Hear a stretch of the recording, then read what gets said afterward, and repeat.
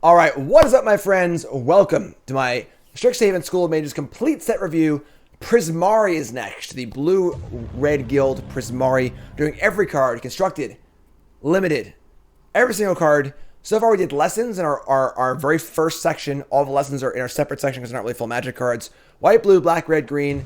We did Lorehold. We did a Witherbloom. Now we're doing Prismari, and I'm ready to go here. I'm ready to go. And no Mystic Archives today. Mystic Archives will all be on my Cool Stuff Inc. article, where I go about all of them. All right, enough talking. Enough talking, talky boy. First up is Creative Outburst. Red. The theme for Prismari seems to be really damn expensive spells. So red, blue, 3. 7 mana total for an instant. Deals 5 to any target. Look at the top 5 cards of your library. Put one of them in your hand and the rest in the bottom. So with respects to Prophetic Bolt, which is a lot better card than this, 7 is a lot of mana. Now, the effect is really good. Deal 5, draw a good card is pretty awesome, but 7's a lot. 7's a lot. Now, the expensive sorceries or instants in Prismari do have this sort of like discard treasure mechanic, where you can spend 2 mana and just discard the card and make a treasure. A treasure isn't really worth a card. It's not like we're cycling here, you know, like, so that part is like, I mean, you can do it, of course, but realistically, it's just not worth the mana in a lot of ways. Now, it can ramp you into other big spells, and there are Prismari commons and uncommon stuff that reduce the cost of spells. So things aren't as expensive as they necessarily look at face value, but it is really expensive. So this is more... Why does this cost 7 mana? But yeah, in limited, this card's a house. Really powerful card, even at 7 mana. As long as you can cast this card, killing a creature and drawing a good card is phenomenal. But constructed, it's probably too much. Let's move on to our Accumulation of Studies. Blue-red X sorcery. Exile top X cards. For each land card exiled, make a treasure. For each blue card, draw a card. For each red card, deal 1 to each opponent. So kind of like a weird split card here of like, what's the card? Mind Spring sort of card. The exiling cards is kind of weird. There are a few things that care about cards being exiled. Obviously, if you hit a bunch of blue-red cards here, it's pretty good. Say we play X is 5, and we hit 5 blue-red cards. You draw 5 and deal 5. It's pretty cool. But realistically, the treasures are kind of cool also, but you never know what you're getting here. You never know what you're getting. If this thing hit creatures, we'd be talking. That'd be a real good one. But the red effect is pretty weak. Doesn't really affect the board, and you're just not sure what you're getting with this. You know, maybe you get 2 treasures in a card. Maybe you get 3 cards. Doesn't affect the board. Just not really a card for constructed, you know. For limited, great. Great card for limited. Just draw some cards, you know, have a good time, funnel your mana into it. But all in all, pretty bad and constructed. It's kind of a cute story card. You got the Planeswalkers in there, zapping some demon. But yeah, not super exciting. That is true. If it targeted creatures, you got to target first, so we know where they were going. You can definitely like word it so it could do that, but sure. Let's keep going here. Elemental Expressionist. This is the Prismari entry into the 4 hybrid rare cycle. We have an Orc Wizard. It's a 4/4. So right at that 4/4 for 4 is fine. Again, don't forget, Theros is still legal. Devotion is still legal. This card turns on Thassa all by itself. Things like that. So, Magecraft. Whenever you cast or copy an instant or sorcery spell, choose target creature you control.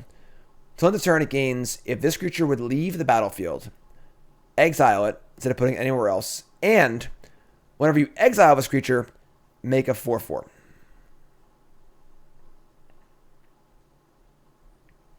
Okay, so you can target a creature you control, and basically, if it would die, you get a 4/4 instead. I mean, this is not a card for standard, obviously. It's just like, leave the battlefield, exile. Yeah, not a card for standard. So many words. You get the reading glasses. Why are there so many damn words on these cards? You know how many words I've read so far in the set review? I'm like a freaking bookworm, I guess. Person who reads a lot. So yeah, constructed, no. But limited, a 4/4 limited is fine. And then you can turn your 3/1 into like a whatever. And then if it dies, you get a 4/4. It's kind of cool. So this is a pretty good draft card, honestly. I mean, you can keep making your creatures to where if they die, you get a 4/4 also, which is pretty great. But constructed, absolutely not. Very, very solid draft card, though. Very, very solid draft card. Bookworm is in the set. It was a green card. Obviously, they wouldn't miss a pun like that. So yeah, very good draft card. Like very high pick draft card. Probably not a card for constructed once the devotion matters. It's kind of a weird card. Elemental Masterpiece. I'm sorry. Did you say really freaking expensive sorcery? Huh? Bingo. Sign me up. 7 mana sorcery, make 2 4/4s. So this card is pretty reasonable, honestly. 2 4/4s for 7 mana is pretty good. It's important to note, I've been saying this a lot already, but any spell that makes tokens is really good because it triggers Magecraft and it's also a threat, which is important. So important to note, does have the discard make a treasure. I imagine you wouldn't want to use that very often, but solid draft card here. It's a lot better than it looks, I think. A lot better than it looks. Then we have Expressive Iteration. What was that? Excellent. You say best in show? There's a lot of wonky is-it cards in this set, but this one's actually really, really good. Expressive Iteration is a blue and a red for a sorcery. You look at your top 3 cards. You put 1 in your hand, 1 in the bottom, and then exile 1. And you can play the exiled card. So on turn 2, this is just like a, an impulse. Anticipate, whatever. Just a simple draw a card, whatever. Look at top 3, pick a card, whatever. Any turn after turn 2, you look at your top 3 cards, you see a land in there, you exile the land, you play the land for free, and you draw your card. So we have basically divination for 2 mana, which is pretty simple. So that's a solid cantrip. This is very close to 2 mana draw card. There's some hoops to jump through. It's not perfect, but very, very solid card, I think. The fact that this can play lands is huge because the problem with a card like this is with the red impulse effect. The problem is you don't necessarily want to play the card right then and there because maybe you have an instant or whatever. It's a shock or you don't want to play it yet. Being able to find a land in your top 3, play the land, draw another card, keep things going is pretty awesome. So this card's sweet. I like it a lot. Pretty solid prowess card. And then late game, you cast both spells, right? So it scales very, very well as the game goes on. And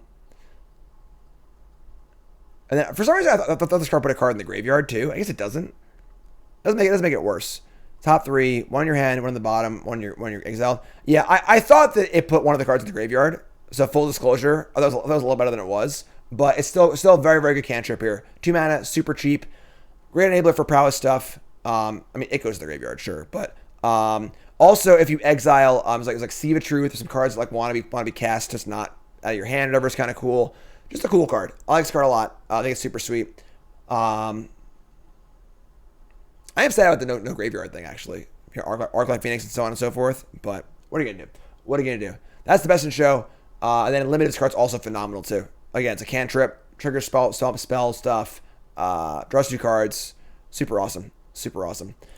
Up next is Galsreth Prismari. This is the Prismari Elder Dragon. It does not cost 7 mana. So there's always that. At 4 mana, it's reasonable. This is what Urza, Lord High Artificer, would look like if it wasn't a good magic card. Very similar to Urza, right? It comes into play. It makes an artifact. And then it gives your artifacts the ability to tap for mana. But it's just a lot worse. It's a 3/4 flyer for 4, which is like fine. It's not great. Making treasures, fine. You're not going to have many artifacts in play that aren't already treasures anyway. It's just a card. It's just kind of like an okay card. It's just not super exciting. Could it see play? Sure. But realistically, like, you can Goldspan Dragon, I guess, use treasure. Sure. Is that more Goldspan Dragon being good or more Galsreth Prismari being good? It is cool. It gives it doesn't matter actually. So yeah, This taps them. Sure. But like, that's just not whatever, you know, like, is it really that good? You know, like, make a treasure. Yeah. So I don't know. I'm not a huge fan of this card. Could it see play? Sure. It's much worse than Goldspan Dragon. It's fine. It's not bad. It's not bad, but I don't think it's particularly great. It's super good draft card, obviously. It's just a big flyer. This can make the Great End tap for 1 mana. Tap your Emberclave for 1 mana. Yeah, it's just an okay card. It's not super great. But yeah. Moving on. Maelstrom Muse. This is the hybrid color card. Uncommon, 2/4. Jin Wizard. I said it right. Flying. Whenever attacks, the next instant or sorcery you cast this turn costs X less to cast, where X is the power as its ability resolves. So here we go. So here's one of the cards that makes the super dumb, expensive cards cheaper. Taking 2 mana off the big spells we've seen so far is pretty sick, actually. Pretty sick. Solid draft card. Solid draft card. 2/4 flyer for 4 is already just like okay anyway. But the ability to cast those big dumb spells, like the big dumb spells are insane if you actually cast them. So solid draft card. Constructed, no, but definitely a fun draft card for sure. Super cool. Speaking of big dumb, stupid, expensive cards, Magma Opus. They love their puns in Strixhaven. They freaking love them. Magma Opus. 8 mana. Instant. Deal 4 damage divided as you choose among any number of targets. Tap 2 target permanents. Make a 4/4. Draw 2 cards. So the immediate thing here is discard this card, flash it back with Gearhulk. Sure. Historic. Definitely a possible thing you can do. This is a really powerful card. This card's like, you know, Cruel Ultimatum-esque powerful. Deal a bunch of damage, make a 4/4, draw 2 cards. Really powerful card. 8 mana is a lot. 8 mana is a lot. So if you're able to shrink the cost of this card, Reclamation, that's pretty good. This card is obviously very good. You can discard it and then get a treasure, which is obviously kind of eh. So yeah, this is kind of a card where like, if we can cast it, it's freaking awesome. But we need to find a way to cast it. It's a lot of mana, but it is powerful. It is powerful for sure. Mythic Mastery. Yeah, I mean, you got to win the game, I think, with your Mythic Mastery card. But yeah, powerful card. In limited, slam dunk, because there are cards like Maelstrom Muse and so on to cast it. And you can always just like, you know, have 8 lands in play too. So yeah, powerful card. You know, constructed, it's okay. But definitely powerful card for sure. Up next is Magyar Battleseer. 3/4 haste for 5. That can scry 1. Just your limited 5-drop filler card. It's alright. It's fine. It's not great. Sizing isn't great. And its haste is kind of okay. You know, you play it if you need a slot. If it's a 4/4, we're talking. But just an okay filler limited card. Practical Research. 5 mana instant. Draw 4. Then discard 2. Unless you discard an instant or sorcery card. So kind of a cool card. Typically, you don't want to discard spells to your looting effects. Because you're just like, you want to keep your spells and discard lands. It's alright. It's alright. Yeah, similar to Thought Flare, which was a card that saw 0 play in Return Ravaging or whatever it was. Not a great card. It's alright. It's fine. Again, discarding a spell kind of sucks. If this costs 4, we'd be talking, but limited's phenomenal. You know, card draw limited is phenomenal, obviously, but Prismari Apprentice. Here's our Prismari Apprentice, the 2 mana like battle mage thing. Magecraft. If you cast or copy a spell, it can't be blocked this turn. If that spell had a mana value of 5 or greater, put a counter on it. This is a very solid Apprentice. Very solid 2-drop and limited. Hard to block later in the game. Play one of your big dumb spells, it gets a counter on it. It's also hard to block. Just a 2/2 for 2, which is fine. Very solid draft card. Probably not making it limited, but very solid. I mean, constructed, but very solid draft card. Very solid. Up next is Prismari Command. Prismari Command is okay. This card is much worse than Kolaghan's Command. So it has 2 of them. It has the same cost as Kolaghan's Command. It's an instant. Has 2 of the same modes. So shock, kill an artifact. Killing an artifact is more relevant in older formats, but even then, like, you know, it's all right. It has the looting on it, but a 3-mana looting is like pretty mopey. I mean, Is It Charm's like not great. This is a 3-mana looting. And then it makes treasure, which is also like... So like, the modes here aren't great. And if we're not killing something with the 2 damage, what are we doing here? Are we like making treasure and drawing 2 cards, you know, like, and discarding them? Like, no card advantage here really, unless you kill an artifact and a creature. It's just okay. Like, it'll see a little play constructed maybe, you know, but it's just not that great. The ability on Kolaghan's Command to just force a discard or recur a creature, both those are great. Really, really good. The force a discard is just like a safety valve because you always have something to do with it. And then the recur creatures is insanely good in late games. So yeah, this card is like much worse than Kolaghan's Command. It's very inefficient. Say we bolt and loot. You know, we're getting 2 1-mana cards for 3 mana. If it was draw 3, discard 2, we'd be talking. Because now it's a cantrip also. That would be a lot better. But as it is, Soundlike Star's very good. It's fine. You'll see a little play here and there, but for the most part, it's Prismari Pledge Mage. The standard 3/3 for 2 has defender, play a spell, doesn't have defender. Solid limited card. As a blocker, just fine in general. Card's pretty good limited, honestly. Card's pretty good. Rutha, Mercurial Artist. 3-mana legend, 1/4. It's an Orc Shaman. Pay 2, bounce to its owner's hand, copy an instant or sorcery spell. You may choose new target for the copy. Very cool draft card. Very cool draft card. A 1/4 for 3 is like already fine. It's a Horned Turtle, which is like an okay defensive card. And then later on in the game, you can copy your spells, like just copy a removal spell.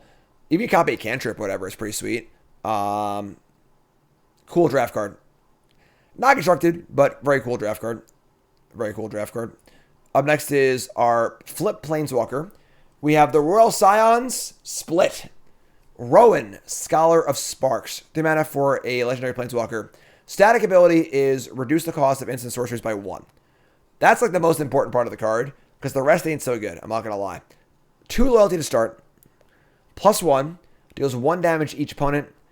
If you've drawn 3 or more cards this turn, it deals 3 damage to each opponent. Not very good. Not very good. -4, get an emblem with, if you cast an instant or sorcery spell, you may pay 2. If you do copy that spell, you may choose new targets for the copy. So,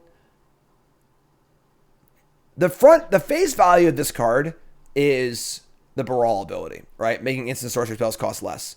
That's what you're paying for here. Everything else is sort of just like fluff.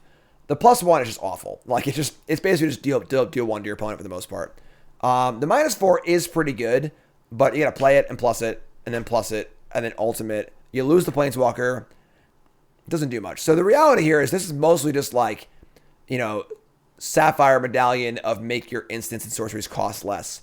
That's honestly not bad. You know, Goblin Ultramaster has seen play. Baral has seen play, obviously. But not very exciting on the front side, truth be told. There are big, dumb, expensive cards to cast. So there's a little value there, but not super great. Backside is Will, Scholar of Frost. Will is a 5-mana Planeswalker with 4 loyalty. Exact same static. And has +1. Up to 1 target creature has base power and toughness 0-2 until end of turn. -3 to draw 2 cards. So the +1 can protect itself, because you can shrink a creature to nothing. And then -3 to draw 2 cards. That's pretty good, but realistically, you're going to -3, and then you're not going to do it again for a while. And the -7 is exile the 5 target permanents. Determine to exile this way and make a 4/4. So you can axle all your lands, get 20 power, and kill your opponent. But again, just going up to the ultimate's pretty bad here.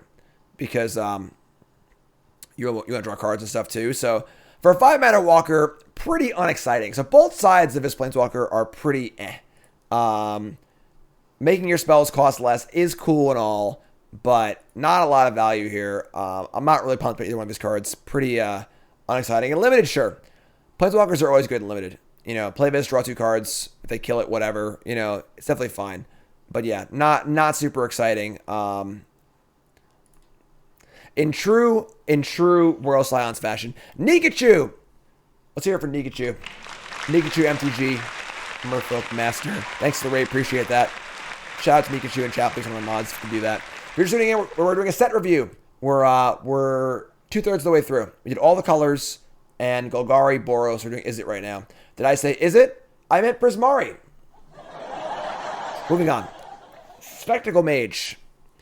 Red, blue, 1. 2/2 flyer. Instant sorcery spells you cast the mana value 5 or greater, cost 1 less to cast. So here we go. This is like your bread and butter Prismari Command. All those dumb 6 and 7 mana cards we were looking at, well, if they cost 4 and 5, they're much better. So 2/2 flyer for 3 is already fine. And then this can load up your big boom booms and get those going, which is great. So very solid draft card here. Again, not a card you're taking early. This is the card that tables for you because you're Prismari and no one else is. So definitely a solid common though. Solid draft common. Teach by example. 2 hybrid instant. Whenever you cast your next instant or sorcery card, you can copy it. We've seen this a million times already. There's the foretell card that does this better. There's just better versions of this. In limited, it's okay. But expansion without explosion, I know, right? Unbelievable. Yeah, seeing it on a common is a little weird. It's usually a rare, but sure. Torrent Sculptor. For all you illegal movie downloaders out there. What? The cards make bad jokes? I can't make bad jokes? Come on. Torrent Sculptor is a 4-mana 2/2 with Ward 2. Again, Ward is the ability on Kira, Great Glass Spinner, where if your opponent wants to target it, they got to pay 2 more. Torrent Sculptor enters the battlefield. Exile an instant or sorcery card from your graveyard. Put a number of +1/+1 counters on Torrent Sculptor equal to half that card's mana value rounded up. So, we discard that big 8-mana mythic for a treasure on turn 2. We cast this on turn 3 and exile it. We have a 6/6. That's kind of hard to kill with the Ward ability. So, it's interesting. You know, it's vulnerable. You're kind of just like paying for big here, but kind of cool. At the same time, though, discarding that card and not casting it for a treasure is card disadvantage too. So, interesting front side. You can go big if you want to, which is kind of cool. You can play it later as big. And then on the back side, we have Flamethrower Sonata. So many damn words of these cards. I can't handle all these words. Give me a freaking vanilla creature. My reading glasses. 2-mana sorcery. Discard a card, then draw a card.